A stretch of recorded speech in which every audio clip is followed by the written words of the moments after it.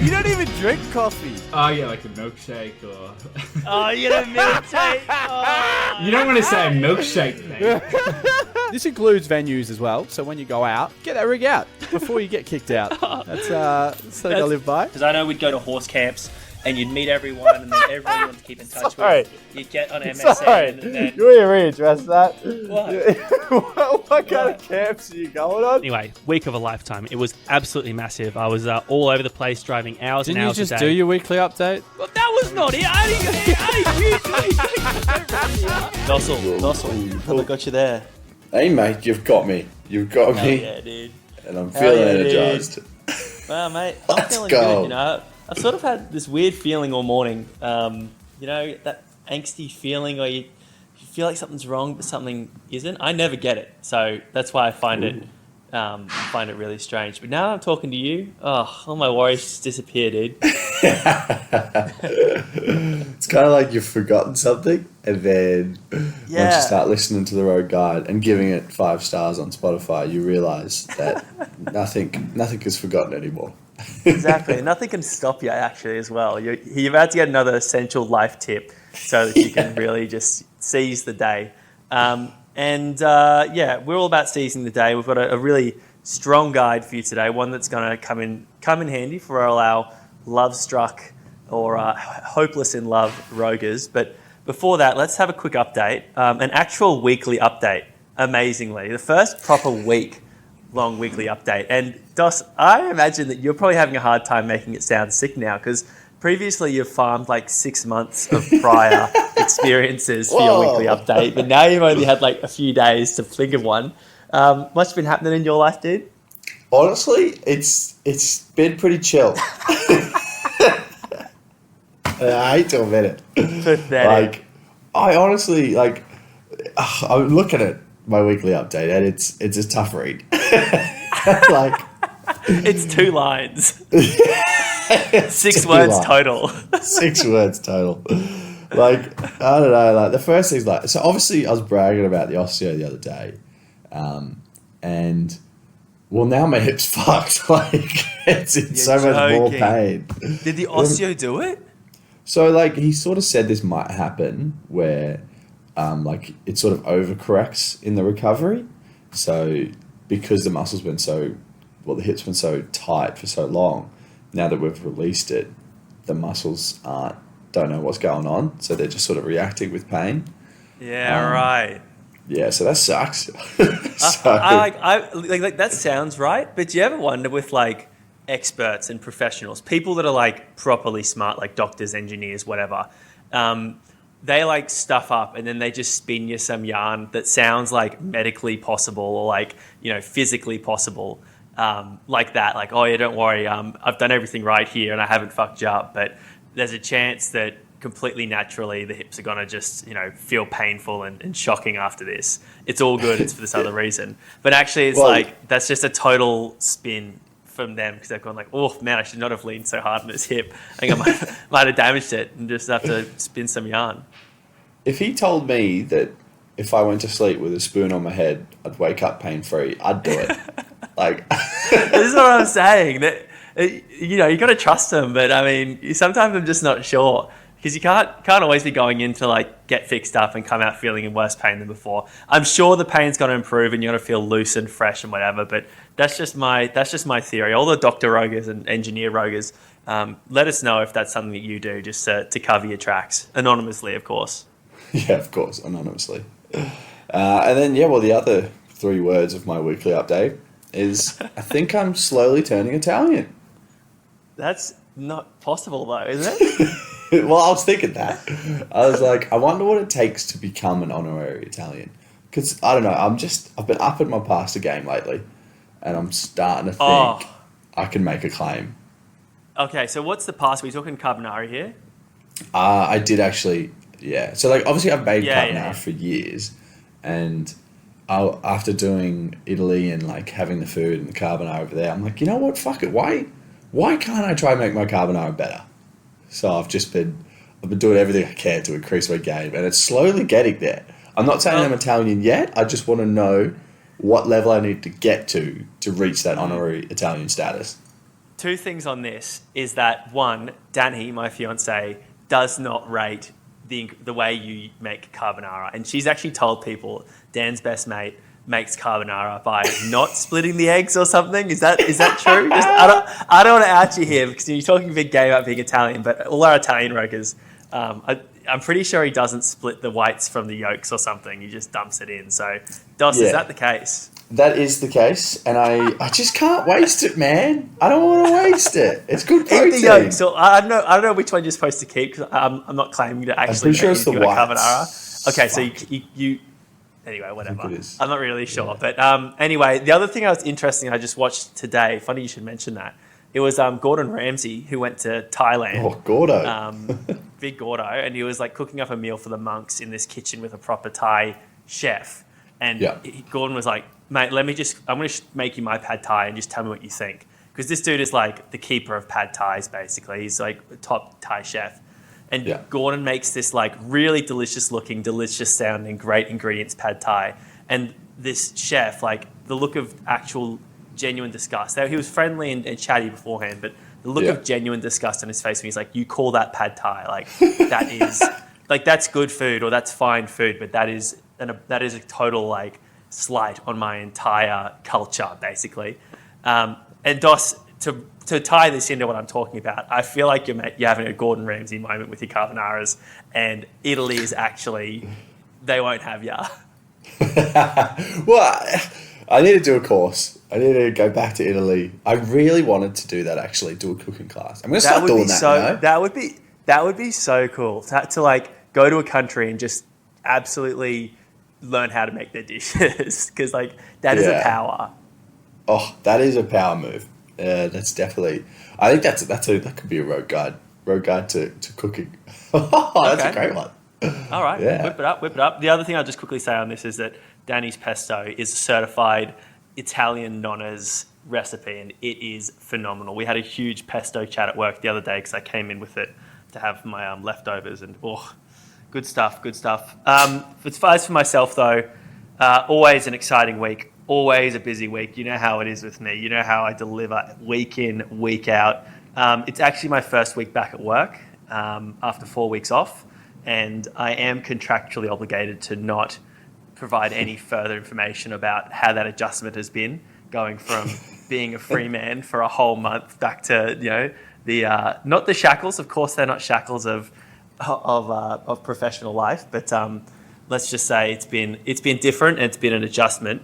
Meanwhile, though, my life at home, there has been some excitement. Dos, in your apartment, how many brown snakes do you reckon you might come across in an average week? Just probably 1 in the morning.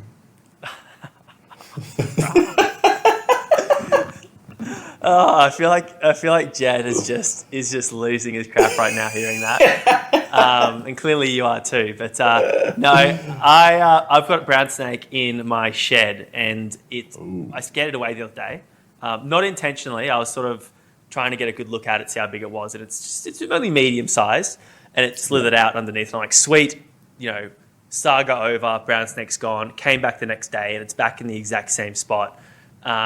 And now I'm going through the difficulty of trying to remove it.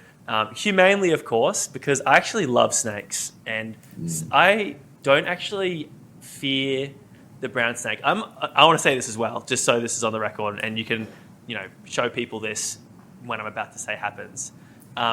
I reckon I'm going to get bitten by a brown snake. There's a very high chance. I really do. I'm totally at peace with it. I really genuinely think I am going to get bitten by a brown snake. I do think I'm going to survive because that's the attitude that you've got, that's the attitude a true bloke's got to have. You just will survive anything. And I will survive the brown snake bite. I can have a sick story. Hopefully no amputation or anything like that because, that can happen. But I reckon I'll survive it. That being said, I really do not want it in my yard or around my house because I've got a beautiful little doggy. I've got a fiance as well. I don't want Danny to get bitten, of course. But I mean, my little doggy could get bitten, and if my doggy dies because I didn't get rid of this brown snake, oofed. Because bad things happen. Snakes are out there. Yeah. I understand that in the wild, but in my yard, in my house, no, not happening. So watch this space. I'm going to give an update on the brown snake saga next week. And Dos, no more updates on your brown snake sagas, please. That's fair enough. Well, do you want to know 2 fun facts that might help in your endeavours? Let me hear it. So, the smaller the brown snake, the more venomous they are.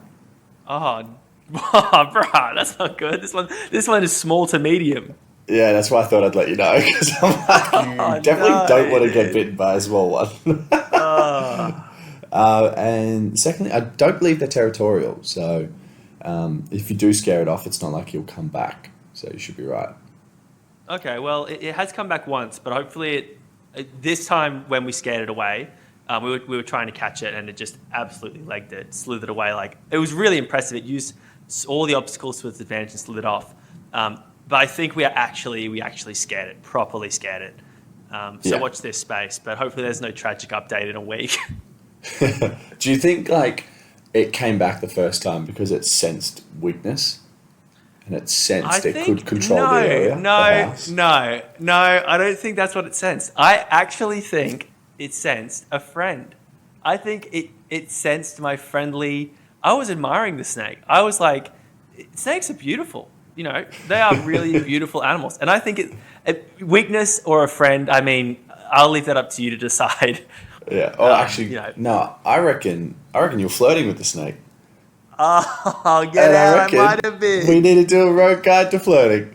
Oh, true, because it's important that you do sort of give me a bit of a breakdown on flirting, because I may have been flirting with the snake successfully and not been aware, because my experience with flirting over the years has been, it's been mixed. It's been, you know, sometimes it's really good, but I'm not sure if that's because of the flirting, and we'll get into that a little bit later.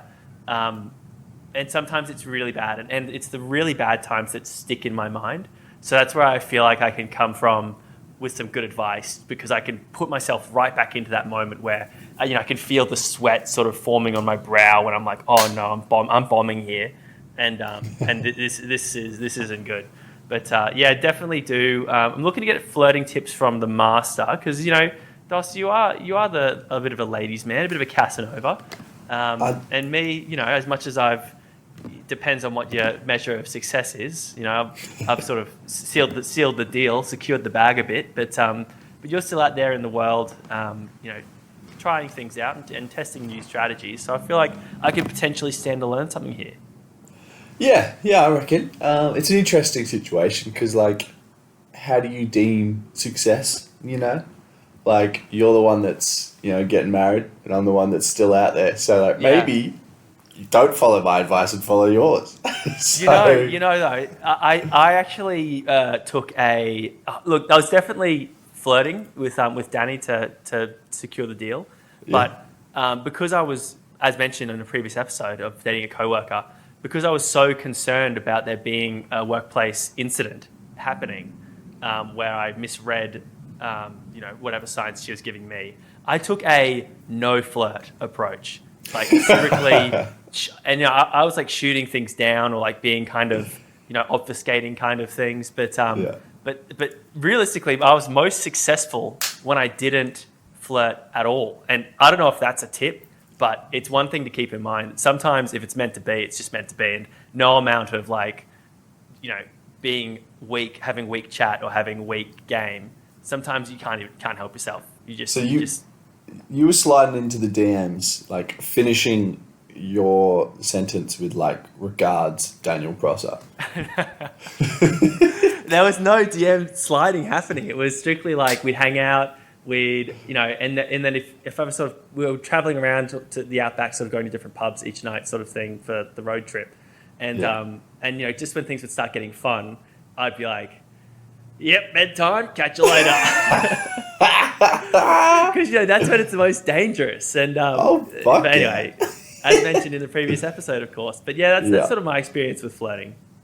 Yeah, well, I think step one, it's eye contact.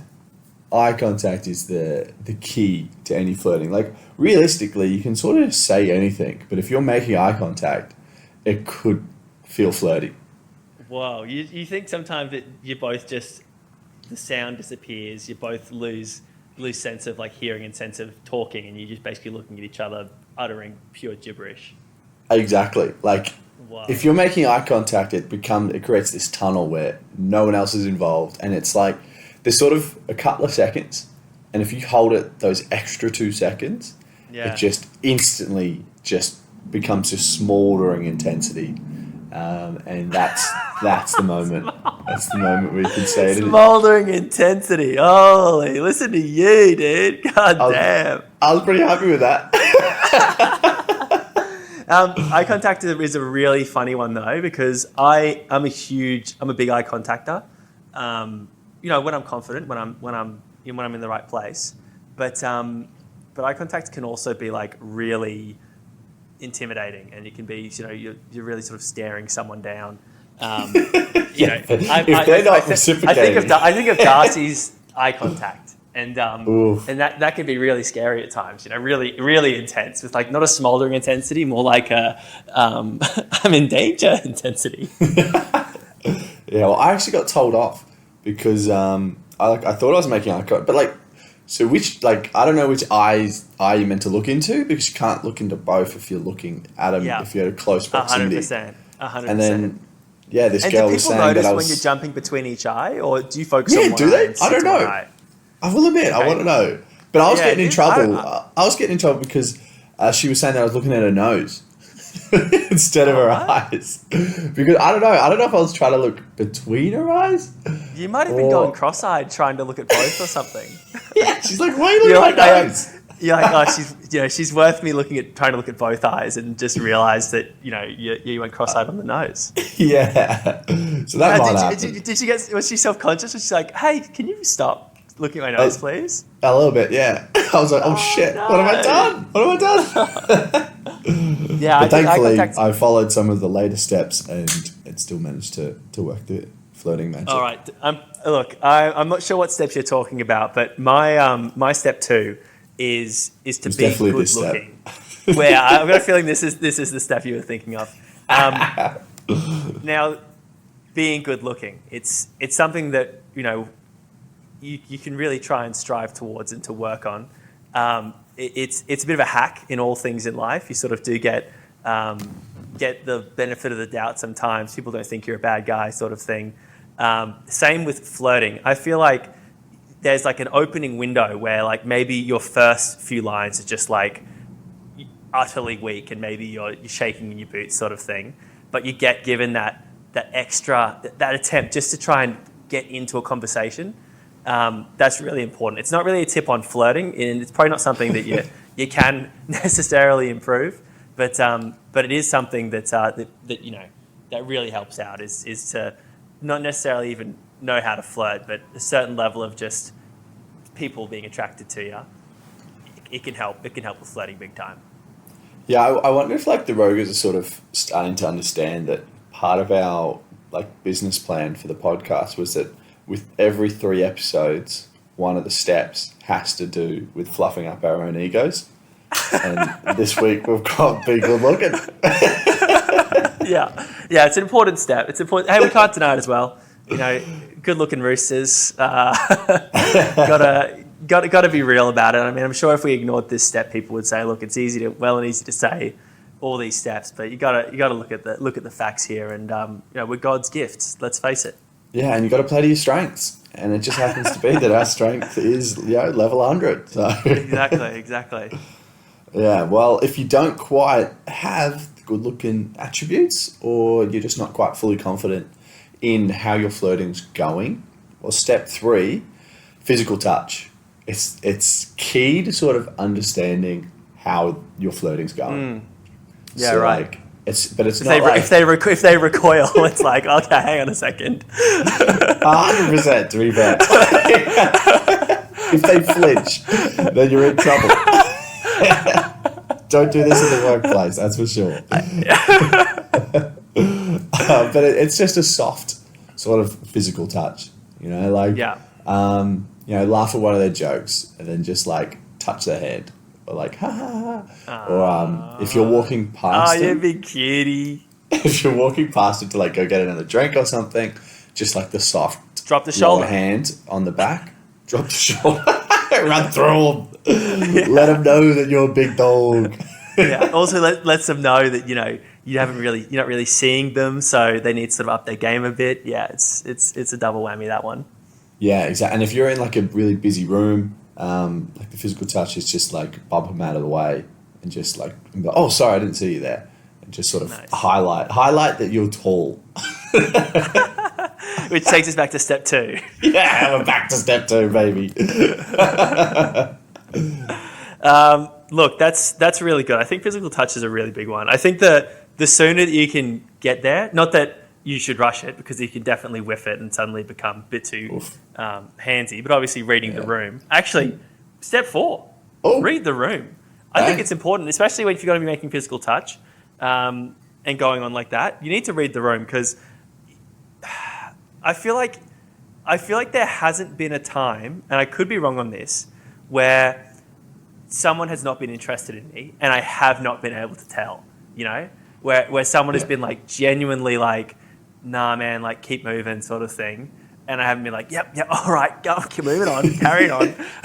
Plenty of fish in the sea. I'm okay. Get back on the horse. And you can find that out pretty quick. I reckon within 3 lines of like chat. The first line, maybe, they're caught off guard. So maybe that's why they're not super keen, like super ready to chat. And the second line, then you can sort of tell like, oh, they're actually sort of, really not keen. And then the third line, you can probably try and disengage. And if they don't want you to disengage, then it's good to go. But like, if you disengage and they're like, yeah, cheers, it's like, okay, well, maybe I shouldn't bother. So read the room. Definitely don't want to be making mistakes. It's an important one in all circumstances, read the room, because as much as we do think we are God's gift, I know from experience, and Dos, I'm sure you do too, that not everyone likes us, man. Oh, I do actually. As you're explaining that, I know a great example that I had. So most of my rejections when it comes to like reading the room is sort of when I meet footy players, like when I meet AFL players out. And I think it was a few weeks ago now, but I met Sam Frost from Hawthorn out, and I was just sort of chatting to him, and like his mates were there, and I was getting on well with him, but his mates were just like, just like toxic vibe. Read the room, like, come on, man, like move on, sort of thing. Yeah. I don't know if they played for Hawthorn as well, and they were just like pissy that I wasn't giving them any respect. But I was like, nah. Don't you know I'm the forward pocket? Like I'm a player too. Yeah, I was like, bro, like Sam Frost is in the 6'4" plus club. I'm like, we're allowed to talk. You guys aren't there. Like, I don't care if you play for Hawthorn. If you're not 6'4", I ain't got time for you. Yeah, I wonder if that's like that could be their strategy as well. Like Sam says to his mates, "Hey fellas, people are going to come chat to me, and I'm going to maintain my, there for the fans, there for the people kind of image, and chat back. But I need you guys to be as like, indirectly hostile as possible to make that a situation that most people would find themselves, quickly trying to get out of. So that could possibly have been absolutely good form from the lads there." What? I wouldn't agree with that. Why would you turn on me in my own podcast? No, Sam wants to be my friend, and these guys stop me because they're jealous. Yeah, but Sam, like, maybe I should have listened to more of our steps and made more eye contact with the others in the group. Maybe. Is your first example of flirting your chat with Sam Frost? Yeah. Wow. That's definitely a curveball. This is the road guide to picking up football players. Well, I think that's an area where I sort of struggle more so in. So, yeah. Well, I like step 5 on that. Sort of on that note, actually, you just got to fear nothing. Yeah, you just got to be get down confident. sometimes for sure. Yeah. 100%. As the great man Kobe Bryant once said, you miss every shot you don't take. So you just got to shoot. You got to shoot. It's the Mamba mentality. Oof, that's it. You just got to keep grinding. Yeah. Yeah, I'm pretty confident. For sure. No, yeah, I fully agree. You just got to keep going. Know when you're wanted, know when you're not. Don't push your luck. But just know that even if the person that you're talking to flirting with isn't the one, could be a good chat, could be fun. You never know. They could introduce you to the one. You just well, flirting, I don't think is always necessarily like sex orientated. You know, sometimes I think it's just good chat. 100%. Yeah. And like just practice. I've said this on other podcasts, I'm sure. Just practice on bartenders because they legally have to flirt back to you. So it's in the contract. In the contract. Yeah. Yeah. And also they're really used to having drunk people sort of talk to them, so they know how to navigate it really well. Yeah. And also they're probably busy, so they can just leave you at any moment to fill up another drink, and you probably don't have to feel like the crushing rejection. You think, oh, they're just doing their job, you know. Yeah. Oh, they're a bit busy. I might just leave them to it. Yeah. Oh, you know that was why. That was why he couldn't respond to my physical touch over the bar. The bouncer's coming my way though. What's going on here? Oh, I'm going to flirt with the bouncer now. Oh, the bouncer's using physical touch. He's really good at this. Oh, is he taking me home? We're heading to the door. Shit. Like I said, fear nothing. There you go. There's the road guide to flirting. Hopefully you learned something new. Maybe that's something that you think you could teach us. I mean, it's not going to work for me because I don't care, to be honest. I'm out of the game. But maybe you hear something we said and you think, oh, actually, Dan, you're giving advice that's like 5 years irrelevant. And Dos, here's some advice that's going to help you secure the bag. So let us know. Get on the Instagrams. Get on the social medias. Send us a message, and we'll react to it, and we'll read it out in the next step. Perfect. Love it. And I might have a big call for us today. Oh, really? But so basically, I'm sure everybody's No. aware. I don't know if we can. I'm running out of time. I'm gonna hit the road soon. Oh, you could have just let me finish my sentence, but fucking whatever. Okay, go, mate. It's too late now. I was just going to say we're clearly incompetent, and I had someone lined up, and then I told them no because I was like, nah, we're probably not doing it. And now that we're doing it, I think they've gone to bed or something because they're in the US. Okay. So it's a difficult time. So yeah, man, I bring exotic people to this podcast. Nice, dude. I might try and get Danny on again, my fiance, my only that took 2 years to get her on once. But anyway, more importantly, everybody is in love with Dossel's Dosser. I've heard great reviews.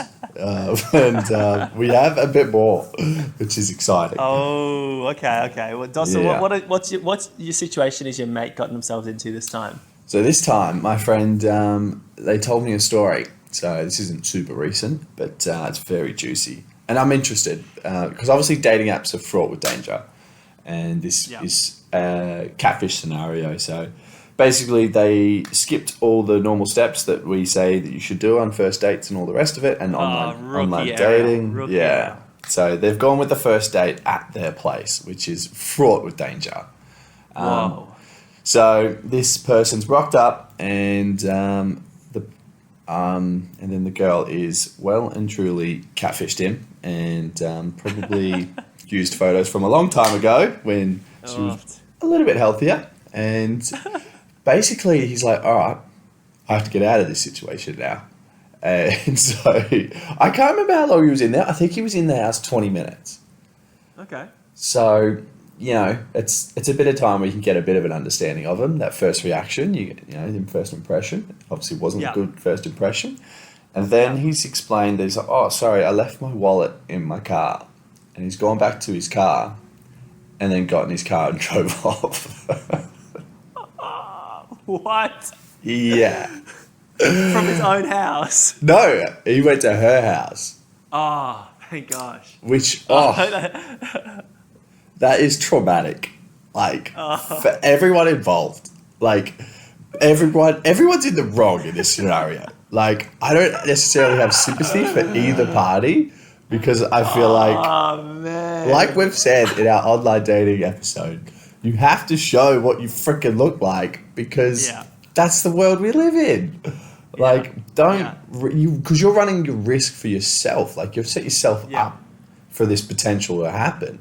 And then, obviously, from the, my friends' side of things, they've set themselves up to fail as well because they haven't gone to a more, neutral location where you can actually sort of take a bit more time to get to know someone. But yeah, going into the deep end at their place is fraught with danger. And this is clearly a shock scenario that did not work out for anyone. I wonder, I wonder if he was like getting out to the car to like clear his thoughts. Yeah. The situation, or if he was just like, nah, I'm going to that car, I'm getting that car, and I'm driving off. It's a bit of a coward's approach, I reckon. But then again, like, how do you have that conversation with someone when you're just not feeling it at all so early? I definitely think, I mean, at the end of the day, both of them deceived each other to some degree. Yeah. And maybe the onus wasn't necessarily on him to be like, hey, not feeling the vibe, I'm just going to leave. Which probably, to me, is what I would have done. But in fact, I can't even talk my way out of this one. I would have just been like, it's been real, but I got to go. Like, oh shit, I left the oven on. I've got to shoot. I've scheduled another date for 7:20, so I've got to scram. Sounds dull. I wouldn't want to leave it hanging. You know, I'm a good bloke. Yeah. You want to be honest. Gotta let her know what's up. Yeah. So that was my bit of juicy Dostal's gossip for this week. The scandal, the life of city people dating just continues to boggle my brain. How, if you live in the city and you listen to this, how do you expect to find love? I just don't even know. Mate, this was in the country, bro. No one's safe. No one is safe. Wow. Was it in a small town? Because like his house was probably like across the street or something. Not necessarily a small town, but yeah, not a city. Wow. Breaks your heart to hear it that these kinds of practices are seeping into the country where good-hearted, innocent folk, you know, should be able to live their lives in peace. Yeah, definitely. Have you got anything else for us? Have you got any secret process segments that you've been hiding up your sleeve? Oh, yeah, I do, mate. And it's called I Gotta Go to Work. So, God damn it. So I'm going to have to call it a day here, and it's been real. But once again, if you want to get in touch, suggest a road guide, something you need help with, or to critique our guide suggestions, absolutely open to hearing them. Jump on the Instagram. And of course, as Dostal would have you do, go on to Spotify and any of the streaming services.